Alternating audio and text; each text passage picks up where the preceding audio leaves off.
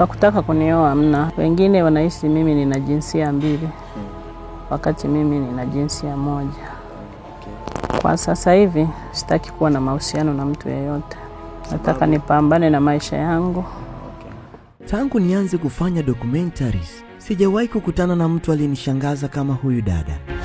Nitampa nafasi ya kuongea mwenyewe mwanzo mwisho. Lakini ngoja kwanza nikuambie. Baada ya kumuona kwenye mitandao, nikasema inabidi nikutane naye face to face ili niweze kumfahamu zaidi. Hivyo ikanibidi nisafiri umbali wa takriban miles 638 ambao ni sawa na kilomita 1027 kutokea Dar es Salaam mpaka Bukoba kwa usafiri wa ndege. Na nilitumia lisali moja tu na dakika 43 mpaka kufika Bukoba. Baada ya kutua Bukoba, nikachukua basi mpaka wilaya Muleba. Kisha nikapanda bodaboda mpaka anapoishi mwanamke huyu. Kama kawaida, Senene Kagera ndiyo kwao. Nikasema ngoja nipate Senene kwanza, maana Dar es Salaam kuwapata ni adimu sana. Tulifanikiwa kukutana na dada Harris. Yaani sikutegemea kama angetupokea kwa ukarimu kiasi hiki. Na kabla mazungumzo yoyote, akatupikia chakula ili tushibe ndio tuanze mazungumzo.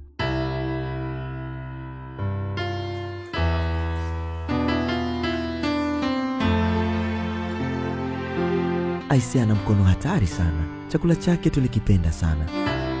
Je, ni kwa nini mpaka leo hana mume? Hakuna wanaume wanaomtongoza kweli? Na ni kwa nini ameamua kuziacha ndevu zake zikuwe namna hii? Je, anafurahia maisha yake au anachukizwa na jinsi alivyo? Najua hata wewe utakuwa unajiuliza maswali mengi sana. Embu ngoja tukamsikilize anasemaje. Na kama utakuwa na swali lolote, unaweza ukamuuliza kwenye comment. Haya, ngoja tukamsikilize sasa.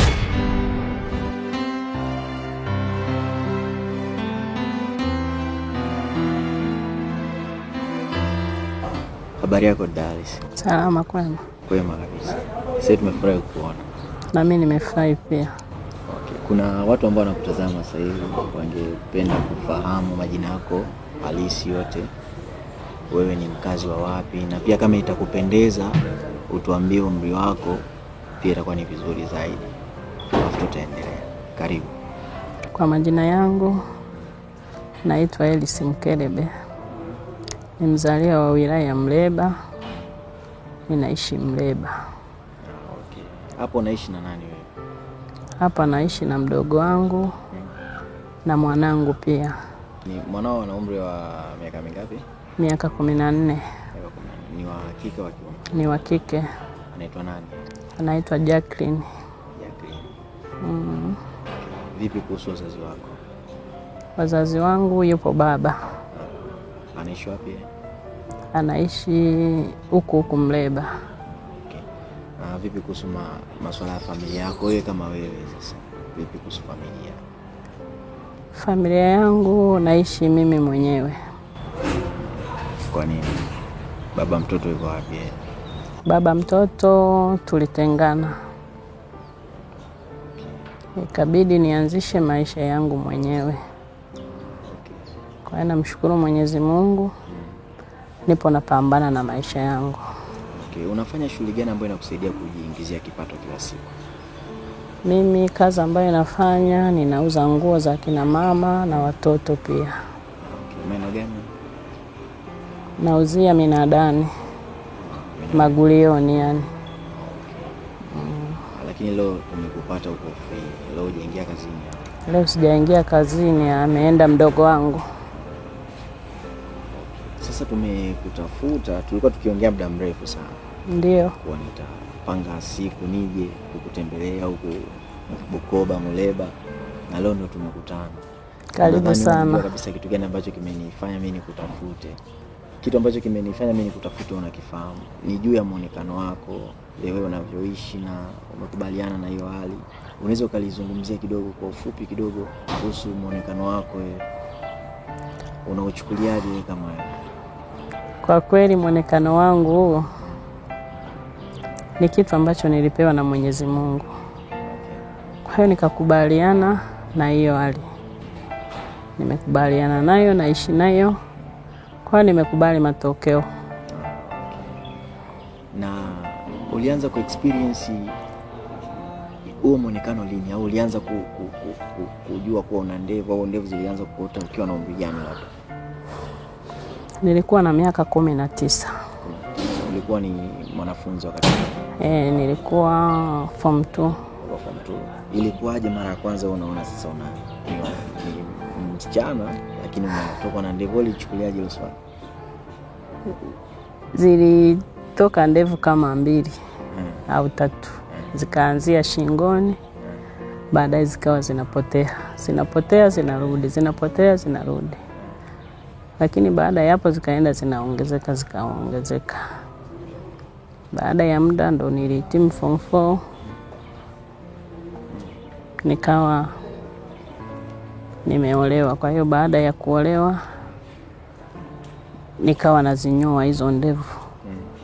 Kwa hiyo baada ya hapo zikaenda zinaongezeka mpaka mnavyoziona hivi. Na mwanaume wako kwa kipindi hiko, wakati unakuwa naye, ulikuwa na ndevu kama kawaida kama hivyo ulizokuwa nazo sasa hivi? Nilikuwa nazo, lakini nilikuwa nanyoa mara kwa mara.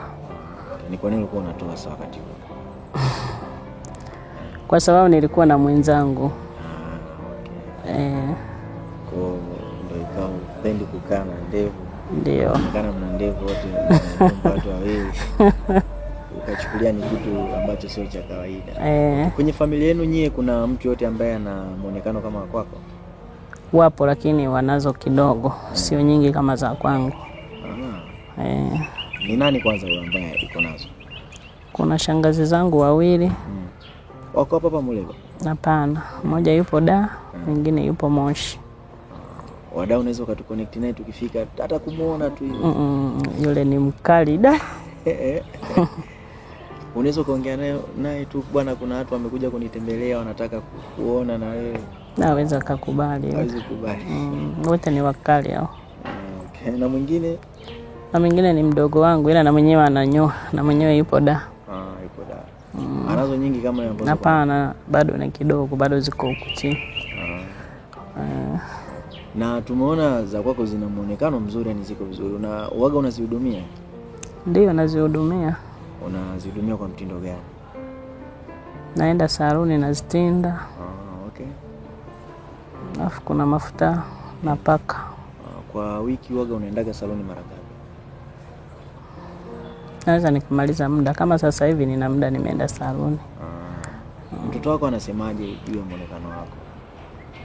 Mtoto wangu kwa kweli, kuna kitu chochote ambacho anakuuliza au kuna kitu chochote ambacho uwaga anashangaa kutoka kwako?